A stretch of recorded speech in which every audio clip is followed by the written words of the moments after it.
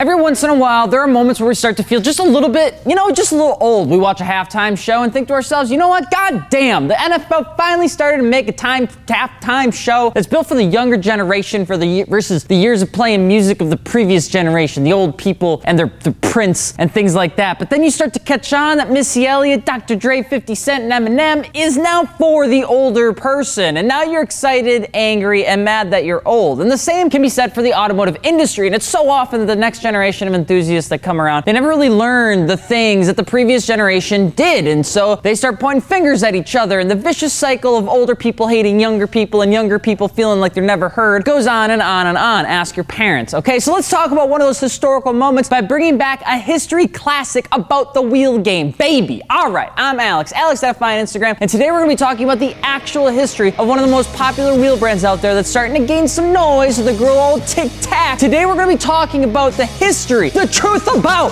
Rotiform Wheels.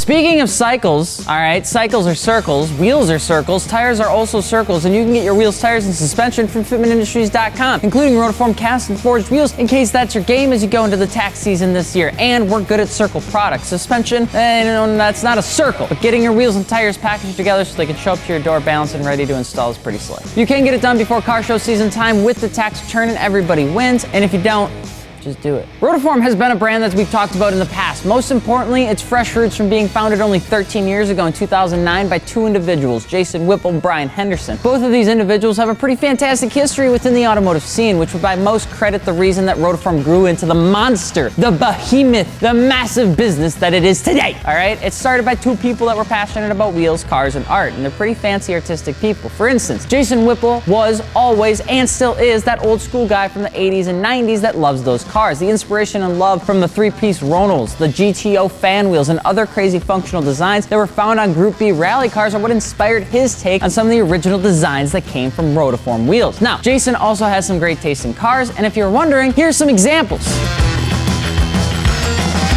Brian H. also had his heart in cars for quite a long time, and it can be seen in the form of Rotiform's very first articles that would hit Speed Hunter blogs and the Audesign forums and things like that. He loved Euros, and he loved the designs that made European cars special. And since Rotiform from its conception always had the backing of MHT Alloy, the umbrella company that housed names like US Mags, Rotiform was able to pick up a relatively quick, going and start selling pretty fucking fast. And because of that, that's why you started to see that initial success. And success would be found internationally as well, with moments like Brian getting his 964 to Worth or Sea from London in 2013 for the show with none other than Rotiform Wheels. He had an RS2, an R8, and more. But what mattered is that people loved the car, the person, and the wheels that he was running because they looked good. All right, now Jason also had an iconic car that breaks the internet almost every single time it's posted. So while Rotiform was getting started, the two guys still went to almost every single show they could, and they always had something creative, and they always had social media behind it. Why you see Rotiform pretty much everything. Now, why did the intro of this video talk about the next scene not knowing the things that older people do? No, we're not crabby, but something that is interesting to note is that not many people know about this history with Rotiform anymore, and I feel like I was just making this video with brown hair 4 years ago. Now, it's true. Go on TikTok and you'll find people stating the opposite, saying that Rotiform hasn't been around that long, that the people that made it weren't car guys, or that Rotas are more authentic, or something like that, because TikTok is a crazy place. It's wild, wild west. It's like YouTube before YouTube started moderating comments. That's where we draw the digital line, okay? Jason W. had been in cars for over 2 decades. He was making engine mounts for VR6s in the 90s. He was in pro racing in the WSC class. He worked for AP Racing Importers supplying real race car products for pro race teams. He worked at Stasis. He worked at Audi Racing. The Rotiform name may be insinuated in just designed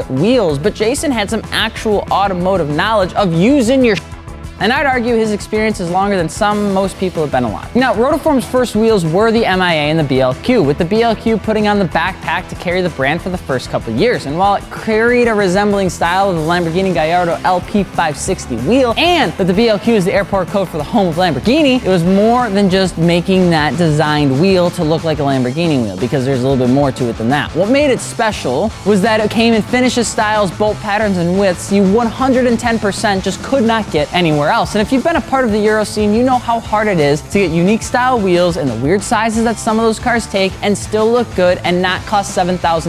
Rotiform did it, they made it easy, and it was in stock, and it was available. I don't know what else to tell you. And back then, there were 99 to 1 for people that loved what Rotiform was doing with their designing process. The success came in tandem not only with a good inventory, a solid-ass price, and good quality, it also came in the form of like OG marketing and network support, which were forums and shows. They were everywhere around the world, and the European community took to it and took it well. So much so that what gave Rotiform the opportunity to scale and expand its monoblock wheels and become one of the first companies to mass offer custom three-piece wheel manufacturing actively, that it really did start to work. What Rotiform was able to do was take the designs that they found interesting or at least unique enough, make it into a three-piece wheel, which minimized a lot of like overhead cost for the company, if any at all outside of the design and testing costs, and then release it to the public. Those three-piece wheels would hit the shows and break the Instagram algorithms, and so much that both Brian and Jason would trigger the design to then be made in a cast one-piece counterpart. Rinse, repeat, you keep making bangers. Now, to add further confusion to the competition as they watched Rotiform continue to grow, was that Rotiform didn't inherently pick a certain type of design. They didn't follow a conventional format of making wheels of just Volkswagen or just Audi or just BMW. Now sure, they loved Euro design stuff in the European market, but really their inspiration came from all corners of the automotive industry and the trends that surrounded them, specifically even on the tuner side, and every once in a while even on the good old domestic side. You can see it in some of their three-piece wheel stuff. After only 6 years of MHT providing the support to Rotiform for wheel production and supply management, which is boring shit you don't pay attention in school, MHT would buy Rotiform to put under the MHT umbrella next to the other names like Niche, Fuel, Foos, and US Mag. And as support began to grow around Rotiform, so did its connection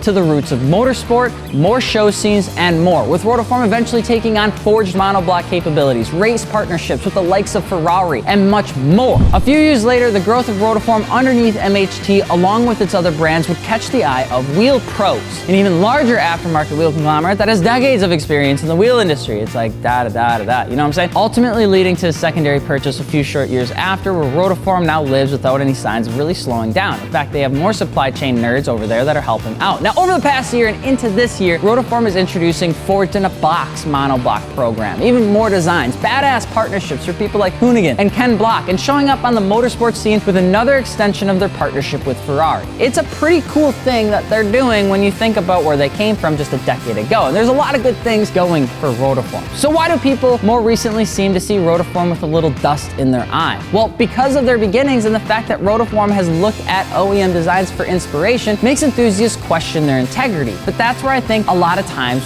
people just get it wrong. Both Jason and Brian H. are individuals that have been in the scene for a long time, and when looking at why Rotiform was started, it wasn't at the intention of just cashing a check, but offering something that just didn't exist yet for an industry that they were in because they were car people, and to be fair, it really didn't. There wasn't another company as successful or as available as Rotiform with their initial wheel offerings. The OEM designs were never going to be made in an aftermarket platform spec, and certainly not in any other color besides silver. And in addition, Rotiform wasn't really stealing market share from Lamborghini when they were making an 18 by 8.5 plus 40. And that reason exists across multiple different design elements that you'll see on occasion from Rotiform and other brands like it. The Foosh wheel will never be made in a 20 by 14 with a reverse lip and triple polish that still manages to stay under 35 pounds. It just won't. And Foosh isn't going to do it. A motorsports company won't do it, but people with an RWB want it, and Rotiform knows how to design it and make it better. Wheel designs will always be an interesting discussion because you have OGs that will ostracize anything that isn't a 40-year-old SSR wheel, even though they have no idea that those 15 owner hand-me-down wheels that have been repowdered 8 times have the same structural integrity as a paper straw. And the only thing left original on the actual wheel is probably the faces, because people change out lips all the goddamn time. But because it's old, people think it's the best. And anything that's shared even one tiny resemblance is a rep, and that's just not it. As companies like Rotiform push out the boundaries of the standard, especially in the past decade, they've sped up the innovation and the competition of wheel companies like we desperately needed to, otherwise we wouldn't have competition. Rotiform's history is filled with interesting moments of innovation, from their unique perspective on their first designs and a need in the marketplace that people didn't know existed, to their brief time of rebarreling, refurnishing, and repairing old wheels that you couldn't get anywhere in the world, which was actually a thing for a little bit, and to their growth into the three-piece wheel market and custom build-to-order program that took the market by storm for people that wanted that. And then it ultimately goes into their racing series, their multiple acquisitions, and now even a potential American-made line of wheels. Rotiform has done anything spinning, but really slowed down. And while not many know this, without Rotiform spearheading like the SoCal growth of wheel offerings in the early 2010s, one would probably argue that the Euro scene and its involvement in the States wouldn't be as strong as it is today, as Rotiform's growth has not only been in the United States, but more predominantly and way more popularly in Europe. And if that doesn't speak to their brand, when the location of who they are and who they sell to